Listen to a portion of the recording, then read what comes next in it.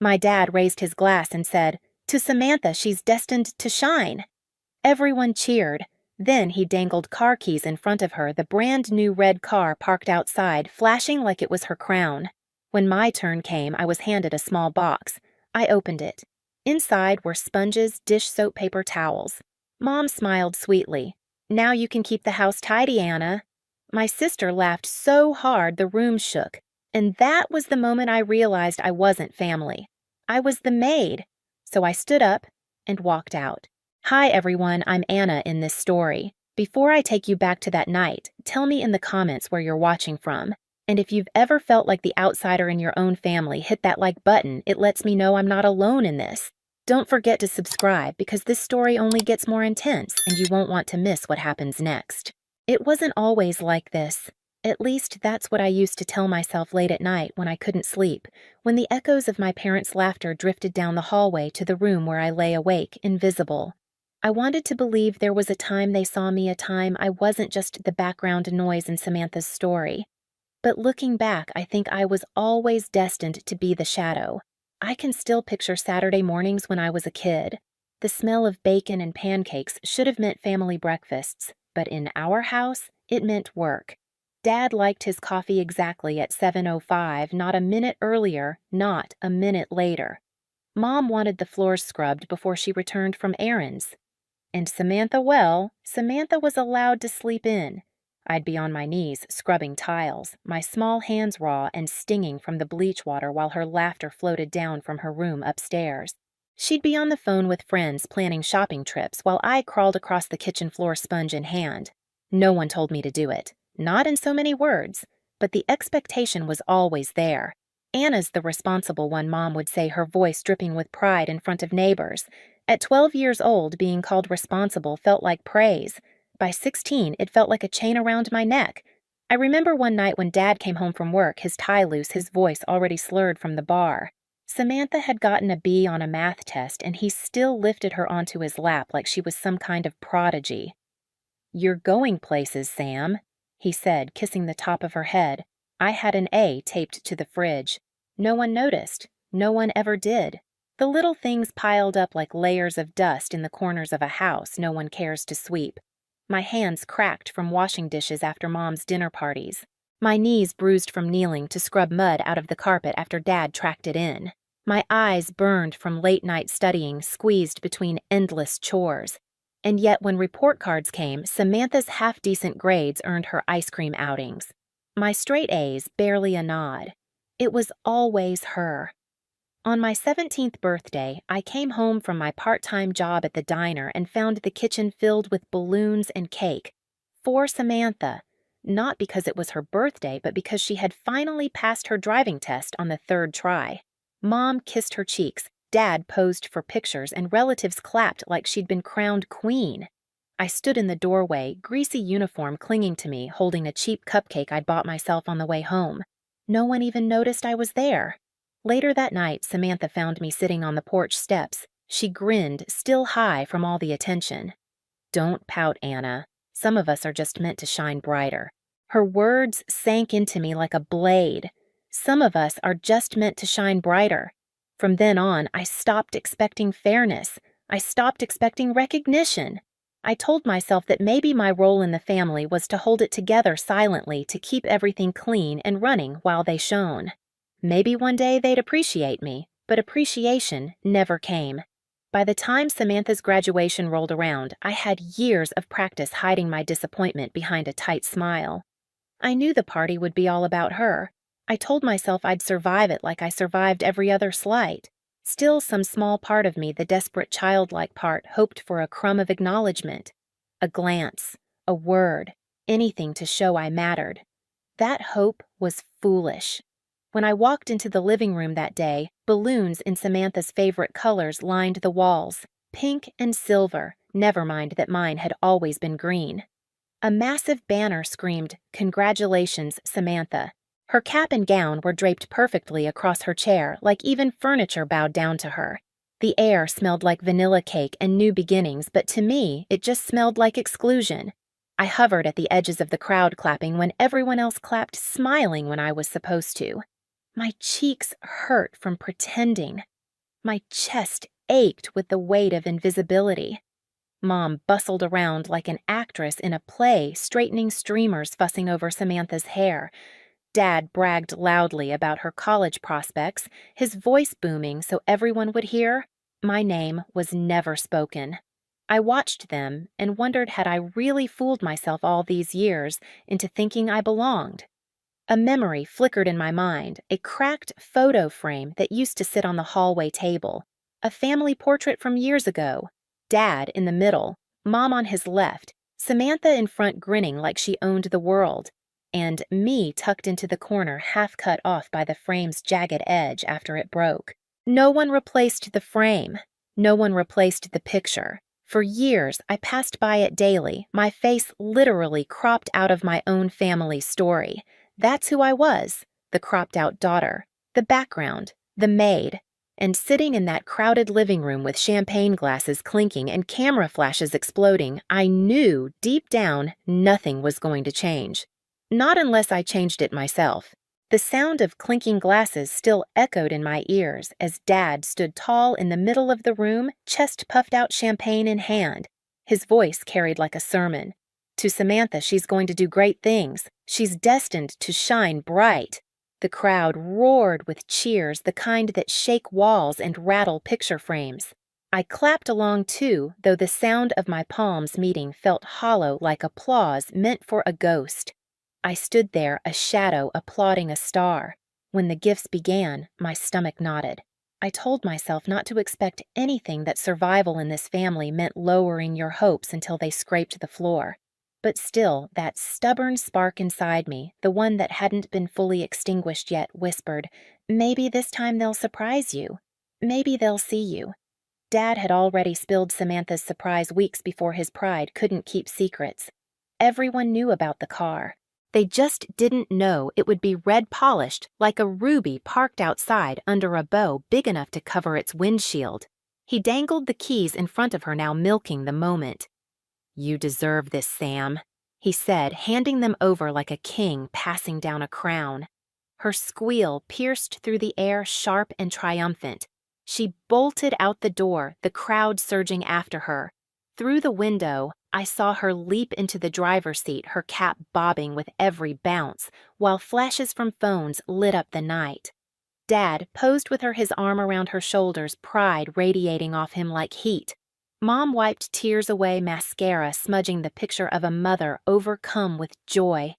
And me, I stayed back. I couldn't bring myself to run outside to fight for a place in a celebration that was never mine. I lingered in the doorway, my hands pressed together so tightly my knuckles went white. Then Mom turned her eyes bright as she reached for the small box on the table. "Your turn, Anna," she said. The air stilled around me. My throat tightened. The box was too light, feather-light, insubstantial. My heart began to pound, warning me of the humiliation I already sensed was coming. Still, I forced my fingers to peel back the wrapping paper, each rip sounding louder than it should have, echoing in my head. Inside, stacked neatly like a cruel punchline, were sponges, paper towels, dish soap, even glass cleaner. I stared, blinking, as though maybe if I just looked long enough the supplies would transform into something else. A necklace, a book, anything but what it was, a chore list disguised as a gift. Mom's smile spread wide, syrupy sweet. "Now you can keep the house tidy, Anna. We know how responsible you are." Samantha's laughter erupted before I could even process the words, a sharp, piercing sound that sliced through me. "Perfect for you," she sneered, her eyes sparkling with mockery. Heat rushed to my face. My hands trembled as Dad chuckled, adding the final dagger. "Well, at least you'll always be useful around here." Useful. That was all I was to them. Not loved, not celebrated. Just useful. The room blurred around me. The chatter, the clinking glasses, the laughter, they all melted into a dull roar. I looked down at the box, at the sponges and bottles and rolls of paper towels, and something inside me cracked. I closed the box slowly, my hands shaking so badly I thought it might slip from my grasp. A laugh bubbled up inside me, bitter and broken, but I swallowed it back. My heart hammered against my ribs, my lungs tight as though the air itself had turned solid. Mom leaned closer, her voice still honeyed. "Well, aren't you going to say thank you?" The word thank you stuck in my throat like glass shards. Instead, I set the box down on the coffee table carefully, almost reverently, as if it were fragile. But it wasn't the box I was protecting, it was myself. If I stayed a second longer, I would shatter in front of them all. I pushed myself to my feet. "Where are you going?" Anna, Mom asked, her tone dripping with false concern. "Out!" I muttered, my voice low, sharper than I'd ever let it be in her presence. Dad frowned annoyance cutting across his face. "Don't be ungrateful. It's a practical gift. You should appreciate it." Ungrateful. That word ignited something deep inside me. Years of labor, years of silence, years of swallowing every slight, and now when they handed me humiliation wrapped in shiny paper, I was the ungrateful one. My throat burned with the scream I didn't let out. Instead, I grabbed my bag from the hallway, shoving in the essentials I'd tucked there earlier, almost as if some part of me had known I'd need it. Behind me, whispers rippled through the relatives. Samantha snickered loud enough to sting. Wow, can't even take a joke. A joke. That's what my life had been to them. One long, cruel joke at my expense. Anna Mom's voice sharpened now the sugar gone. "You're overreacting. Sit down and stop making a scene." I froze at the doorway, my hand pressed against the cold metal of the knob. For one split second, I almost obeyed. Almost fell back into the cycle of swallowing, of staying small. But then I saw Samantha's reflection in the window, her smug grin, the way she twirled her new car keys in her hand like they were the crown jewels. That was it. "I'm done." I said, my voice steady in a way it had never been before. And with that, I turned the knob and stepped out into the cool night air. The muffled sounds of the party followed me, laughter, clinking glasses, the hum of a celebration I was never meant to belong to. My feet carried me down the driveway faster with every step, my pulse racing like I'd just broken out of a cage. I didn't know where I was going. I didn't care. All I knew was that staying meant suffocating. Leaving, even if it meant walking into uncertainty, was the only way to breathe again. I walked until my legs ached, until the adrenaline drained out of me and left me trembling under the dim streetlights. My phone buzzed in my pocket calls, texts, but I shoved it deeper. I didn't want their voices in my ears. Not anymore. Finally, I pulled out my phone and scrolled to the one person I knew would understand. "Mark." He answered on the second ring. "Anna, are you okay?" His voice was sharp with concern. My throat tightened. "Can I come over?" Of course. Doors unlocked. By the time I reached his apartment, my shoulders had slumped with exhaustion. He opened the door before I could knock. The sight of his steady eyes, his worried frown, was enough to break the dam inside me. I dropped my bag on the floor and collapsed onto his couch. For a moment, I couldn't speak. My hands shook as I tried to gather words that wouldn't come. Finally, I whispered, "They gave her a car. A brand new car. And me, cleaning supplies." Mark's jaw tightened, his silence heavy with anger. "You're kidding," he said flatly. I let out a bitter laugh, the sound harsh in the quiet room. "I wish I was." Mom smiled like it was thoughtful. Dad told me I should be grateful. Samantha laughed in my face. My voice cracked. I couldn't stay there. Mark leaned forward, elbows on his knees, his eyes locked on mine. "Anna, you've carried that family for years, cooking, cleaning, holding everything together, and they hand you a box of sponges. You don't deserve that. You've never deserved that." His words hit me harder than the humiliation itself, because they were true. Tears spilled down my cheeks, hot and unrelenting. I don't know what to do. They've always expected me to take it, to stay quiet. And I have. But tonight, I couldn't anymore. "Then don't," Mark said firmly. "Don't go back. You don't owe them your life, Anna. You don't owe them anything." His certainty felt like a lifeline. For the first time, I allowed myself to imagine a life beyond that house. A life where I wasn't the maid, the shadow, the joke. a life that belonged only to me. And as terrifying as it was, that flicker of hope was enough. That night, curled up on Mark's couch, my cheeks damp with tears, I made a promise to myself. I wasn't going back, not this time, not ever. The morning after Samantha's graduation, sunlight streamed through Mark's blinds. I sat at his small kitchen table, clutching the coffee mug he'd pressed into my hands. It felt strange, alien almost, to wake up without someone yelling my name from down the hallway. "No, Anna, where's my shirt? No, Anna, the floor's dirty again." Just silence. But with the silence came the question that clawed at me. Now what? I stared at my phone. Missed calls, unread messages, Mom, Dad, Samantha. I didn't open a single one. My thumb hovered over the notifications, but the memory of last night, the car keys, the sponges, the laughter kept me steady. Instead, I opened my laptop and typed 3 words into the search bar jobs near me. The listings weren't glamorous. Cashier, receptionist, waitress. Nothing that would make anyone proud at a family party. But I wasn't looking for pride. I was looking for freedom. By the end of the week, I landed a part-time job at a small bookstore downtown. The owner, Mrs. Reynolds, was kind but brisk, the type of woman who noticed if a shelf was even slightly crooked. "You're quick with details," she said after my first shift, as if she could see the years of invisible labor written in the way I straightened spines and dusted corners. For once, my perfectionism wasn't a joke, it was a skill. The paycheck wasn't much. But when I held that thin slip of paper, my chest swelled with pride. It was mine.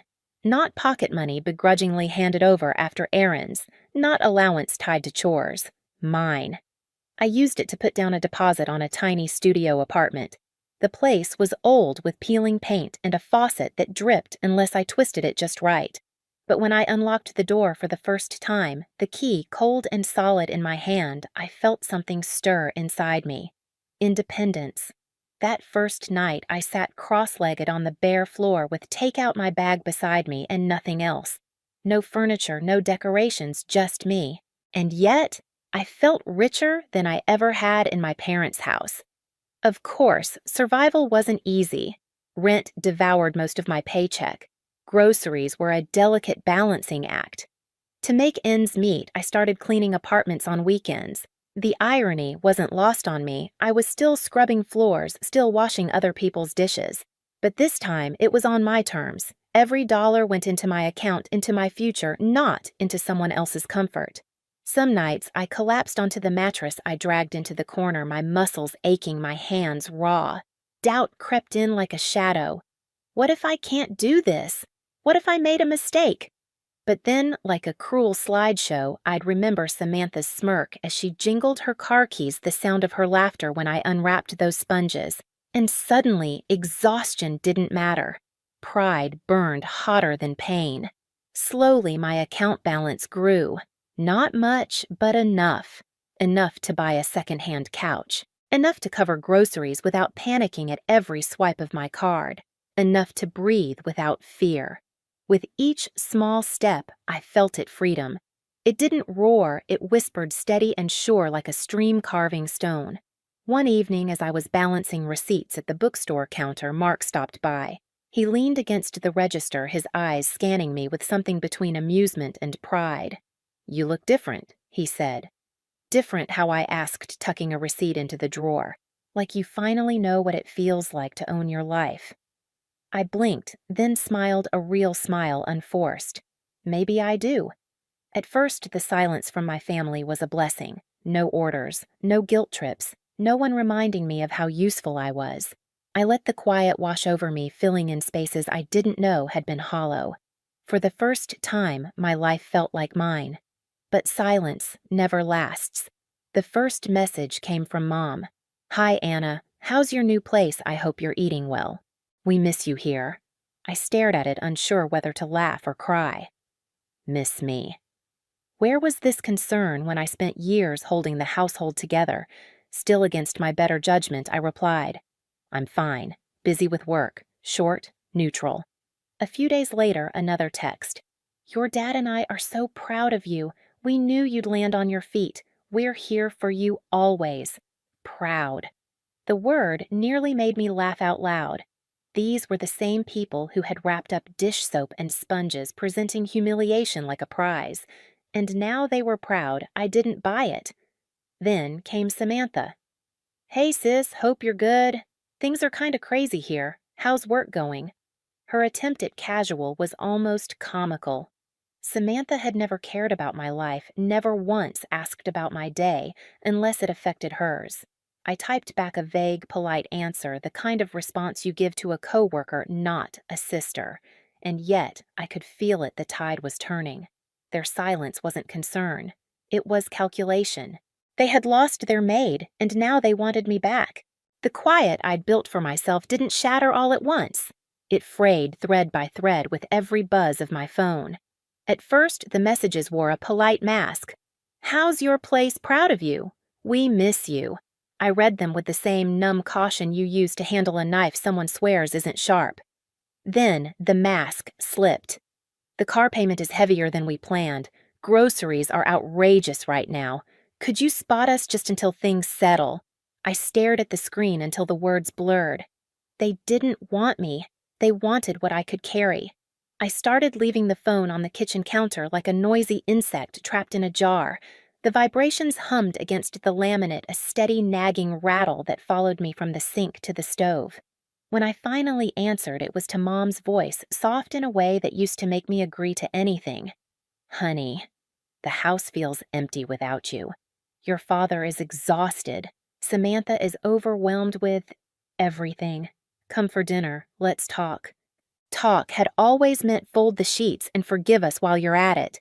"I'm working late," I lied, watching the steam rise from my ramen like a fog I could disappear into. She exhaled a wounded sound.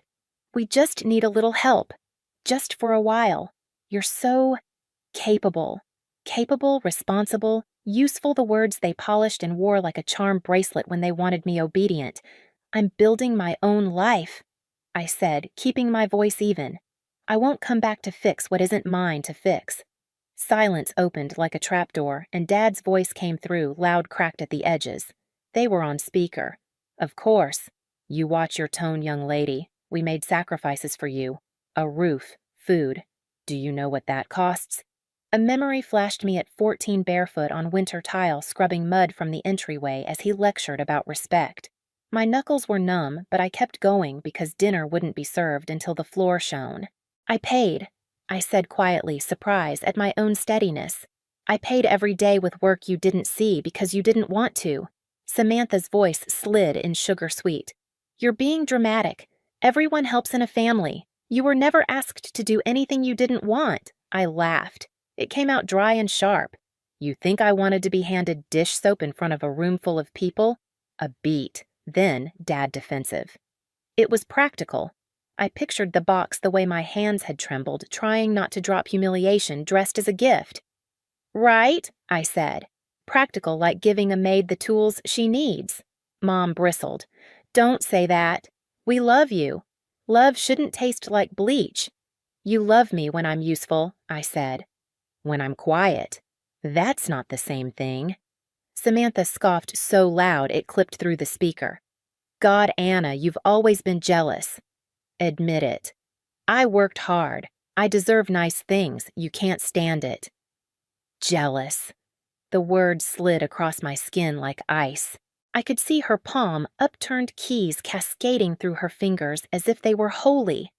"I don't care about your car," I said. "I care that you laughed when they gave me sponges. I care that you watched me drown and called it a joke." "Watch your mouth," Dad snapped. "You owe us respect." Respect! That old altar. I used to bring offerings, spotless counters, quiet apologies, dinners on time. "Respect is earned," I said. All I got was the reminder that I'm useful. "And now that the bills are heavy, suddenly I'm also missed." Mom's voice wobbled. "We're drowning. It would be different if you were here. You're good with money, with lists, with everything. You've always been our anchor." Anchor. The thing that keeps the ship from leaving. My fingers tightened around the phone until I felt the ridge of the case bite my palm. In the crooked light of my studio, the thrift store mirror showed my face tired, yes, but mine. Behind me, a wall of hand-me-down frames held photos of new friends who looked straight into the lens as if I belonged there too. I had never been centered in my parents' house. I refused to return to the frame's edge.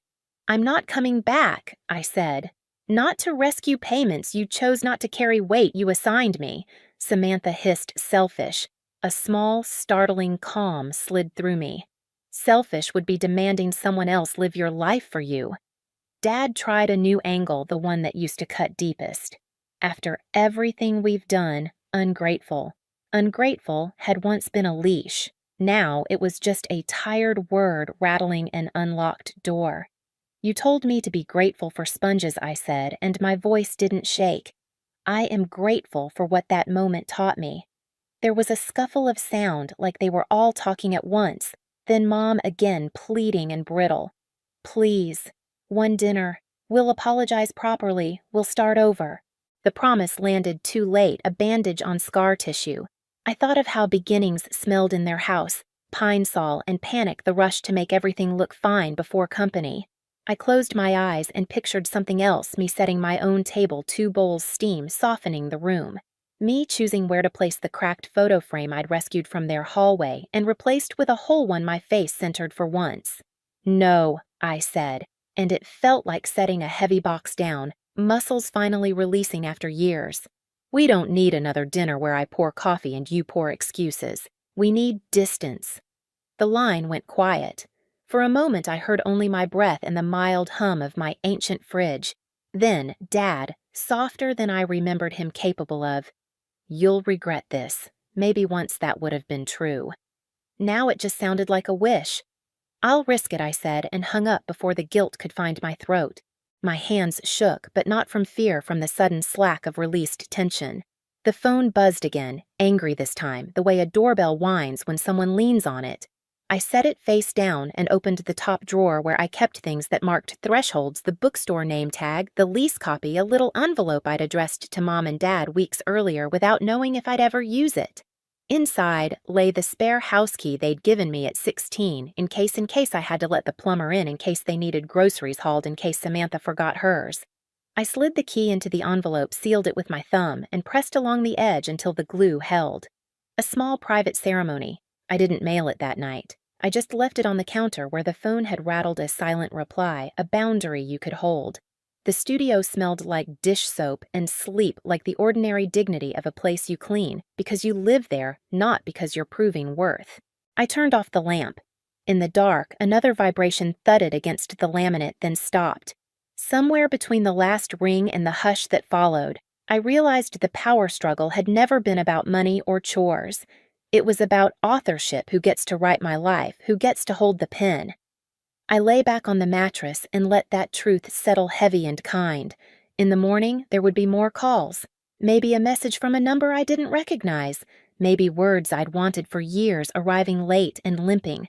But for the first time, I knew how to answer without speaking at all. I had the key. And I knew where it belonged.